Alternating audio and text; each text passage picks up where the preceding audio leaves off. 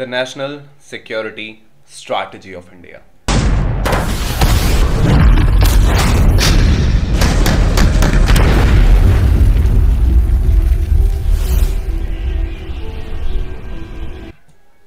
Hello students, a very warm welcome on the YouTube channel of Analyst IAS. National security strategy लगभग इसके अब तक 3 बार attempt हो चुके हैं इसको बनने के, और ये अब तक नहीं बना है क्या इंपॉर्टेंस है। आसपास बेसिकली चाइना ने, पाकिस्तान ने, यूके, यूएस के पास ऑलरेडी उनकी एक स्ट्रैटेजी है, बट भारत के पास ऐसा नहीं है।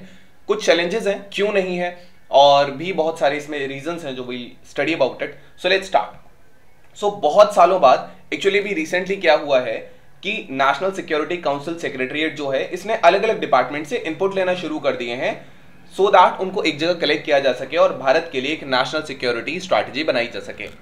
Next thing is that why do India need a security strategy. Basically बहुत सारे टारगेट्स होते हैं, पाकिस्तान की तरफ से है, चाइना की तरफ से, देन भारत के अंदर ही खुद से ये माओटिस्ट थ्रेट है, ये रेड कॉरिडोर वाला एरिया है, देन यहाँ इस एरिया में इंसर्जेंसी अफेक्टेड एरियाज होते हैं, मिसाइल थ्रेट्स हैं, फेल्ड और फॉलिंग स्टेट्स भी होते हैं कई बार। So these are the things which is why we need a strategy. Basically what is a national security strategy. देखिए, एक नेशनल सिक्योरिटी स्ट्रैटेजी ये कॉम्प्रिहेंसिव डॉक्यूमेंट होता है जो कंट्री के जो सिक्योरिटी ऑब्जेक्टिव्स होते हैं उनको लिखता है और किस तरीके से उनको अचीव किया जा सकता है उनको लिखता है। तो एनएसएस एक बहुत डायनामिक डॉक्यूमेंट है जो पीरियोडिक अपडेट्स भी होते रहेंगे इसमें, जैसे जैसे सर्कमस्टांसेस चेंज होते रहेंगे और एमर्जिंग चैलेंजेस आते रहेंगे। So this is what it is. The thing is that ये केवल wide range of modern challenges और थ्रेट्स को भी एड्रेस करेगा, केवल ट्रेडिशनल थ्रेट्स को ही नहीं करेगा, लेकिन नए भी, जैसे मॉडर्न वारफेयर इश्यूज हैं, जैसे जो इंक्रीजिंगली सिग्निफिकेंट हो गए आज के इंटरकनेक्टेड वर्ल्ड में। जैसे आप देख रहे थे कि एम्स की वेबसाइट पे अभी कई बार हैक हुआ है। So these are the things which deep fake की प्रॉब्लम भी भारत में आ चुकी है। सो इसमें केवल ट्रेडिशनल थ्रेट्स नहीं है जैसे मिलिट्री डिफेंस रिलेटेड, लेकिन नॉन ट्रेडिशनल भी हैं, जैसे फाइनेंशियल है, जैसे इकोनॉमिक सिक्योरिटी है, फूड एनर्जी सिक्योरिटी है, इंफॉर्मेशन वॉरफेयर है, एंड क्रिटिकल इंफॉर्मेशन इंफ्रास्ट्रक्चर में वल्नरेबिलिटीज हैं, सप्लाई चेन में कोई डिसरप्शन है, एनवायरमेंट चैलेंजेस हैं। सो ये सारी चीजें इसमें लिखे जाएंगे, इनके ऑब्जेक्टिव्स और कैसे कैसे इनको अचीव करना है वो सारी चीजें इसमें होंगी। देखिए, एक होलिस्टिक व्यू अगर इंडिया की नेशनल सिक्योरिटी का हो, लैंडस्केप का, तो एक रोड मैप तैयार किया जा सकता है इन्हीं सारे चैलेंजेस के लिए जो हमने डिस्कस किए। तो नेशनल सिक्योरिटी स्ट्रैटेजी ये क्रिटिकल डिफेंस सिक्योरिटी रिफॉर्म्स की तरह वर्क करेगी और ये एक एसेंशियल टूल बनेगी इस देश के जो इंटरेस्ट है उनको सेफगार्ड करने के लिए। बेसिकली इंडिया ने अब तक बहुत सारे अटेम्प्ट्स किए हैं एक कॉम्प्रिहेंसिव नेशनल सिक्योरिटी स्ट्रैटेजी बनाने के लिए, जितने भी सिक्योरिटी चैलेंजेस हैं उनके इंटरेस्ट को प्रोटेक्ट करने के लिए। देखिए, कुछ एफर्ट्स की बात करेंगे तो सबसे पहले आप बात आती है 1979 में। 1979 में सुब्रमण्यम कमेटी रिपोर्ट आई थी। कमेटी इंडियन गवर्नमेंट ने ही एस्टैब्लिश किया था इंडिया डिफेंस की प्रिपेयर्डनेस के लिए, और इन्होंने एक नेशनल सिक्योरिटी स्ट्रैटेजी रिकमेंड की थी। सुब्रमण्यम कमेटी रिपोर्ट ने एम्फेसाइज किया था कि एक क्रेडिबल मिनिमम डिटरेंस, एक फोकस हो सेल्फ रिलायंस पे, डिफेंस प्रोडक्शन पे, एंड इंटीग्रेटेड अप्रोच हो नेशनल सिक्योरिटी पे।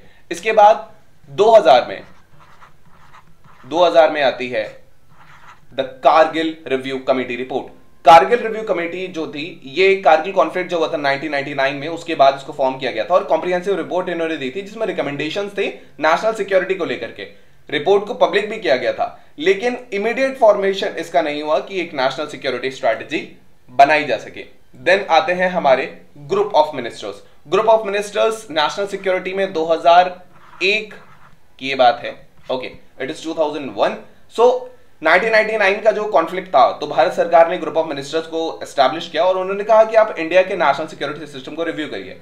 इन्होंने बहुत सारे रिकमेंडेशंस दिए, जैसे इंडिया सिक्योरिटी अपरेटस को लेकर के, मतलब इंटेलिजेंस शेयरिंग हो, मिलिट्री का मॉडर्नाइजेशन हो, काउंटर टेररिज्म मेजर्स को बेसिकली स्ट्रेंथन किया जाए। So these were the things. Then 2001 में इंटीग्रेटेड डिफेंस स्टाफ, इंडिया ने integrated defence staff basically establish किया जिसका एम था ग्रेटर कोऑर्डिनेशन देना तीनों आर्म सर्विसेज के बीच में, आर्मी, नेवी और एयरफोर्स।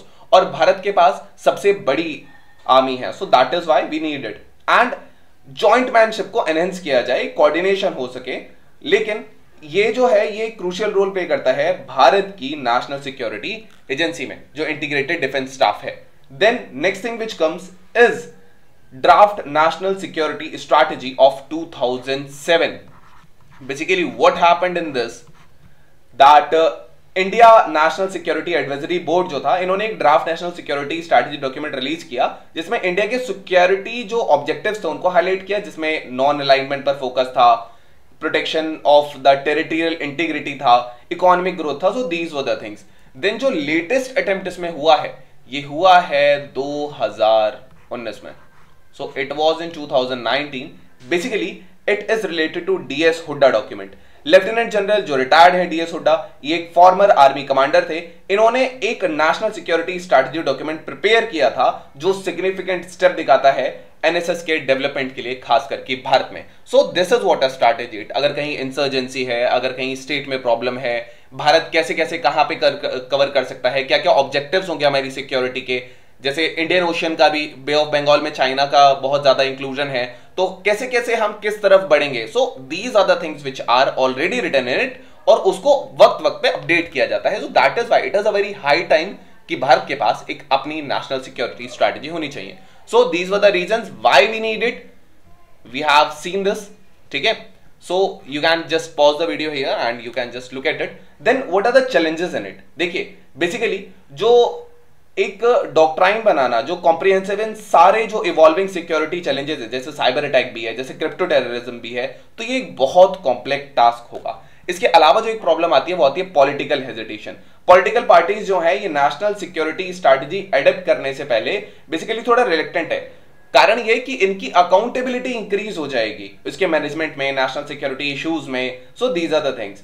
देन जितने भी स्टेक होल्डर्स हैं, अलग अलग इंटरेस्ट हैं, अलग अलग आइडियोलॉजीज हैं, अलग अलग गवर्नमेंट ऑफिशियल्स होंगे, पॉलिसी मेकर्स होंगे, सिक्योरिटी एजेंट्स होंगी, तो इन सबके बीच में एक कॉमन प्लेटफॉर्म बनाना, एक स्ट्रैटेजी बनाना, ये थोड़ा सा चैलेंजिंग हो सकता है. The next thing is dedicated resources नहीं है. अगर एक हाथी को हम एक स्कूटर दे दें तो ऑब्वियस सी बात है वो नहीं उस पर चल पाएगा. सो एफिशिएंट इफेक्टिव एलोकेशन हो रिसोर्सेज का, ताकि इनको इंप्लीमेंट किया जा सके, तो ये एक बहुत बड़ा सिग्निफिकेंट चैलेंज है. Next thing is the lack of public awareness. जो पब्लिक अवेयरनेस की कमी है, ये कि हमें एक नेशनल सिक्योरिटी स्ट्रैटेजी चाहिए हो, तो इसी वजह से जो गवर्नमेंट है वो आराम से फ्री घूम रही है इतने सालों से बिना किसी सिक्योरिटी एजेंसी के. सो इसीलिए पब्लिक अवेयरनेस भी बहुत ज्यादा जरूरी है. The next thing is that India की जो जर्नी है कि हम एक नेशनल सिक्योरिटी स्ट्रैटेजी बनाएंगे, एक बहुत इंपॉर्टेंट माइलस्टोन है जो हमारा क्वेस्ट है for well defined coordinated approach to our security of India. Then जैसे जैसे इंडिया आगे बढ़ रहा है, जो इनॉग्रल स्ट्रैटेजी है ये एक रोड मैप देगी जो कॉम्प्लेक्स सिक्योरिटी चैलेंजेस हैं, एंड एक नेशनल इंटरेस्ट को प्रोटेक्ट किया जाए, एंड एक सिक्योर फ्यूचर हो in the ever evolving world. So this is why we need our own national security strategy. I hope you understood this topic. Now we have today's prelims practice question, and the question says Subramaniam Committee report of 1979 was in relation with reforms in Indian political system, economic system, national security strategy, or internal security of India. You can type the answer in the comment section, the relative is correct or not. Then we have today's mains practice question, and the question says what is national security strategy? What are the challenges for its implementation? So this was all about today's video and session. I hope you understood it well. Thank you. Have a nice day and stay tuned with Analyst IAS for your better preparation.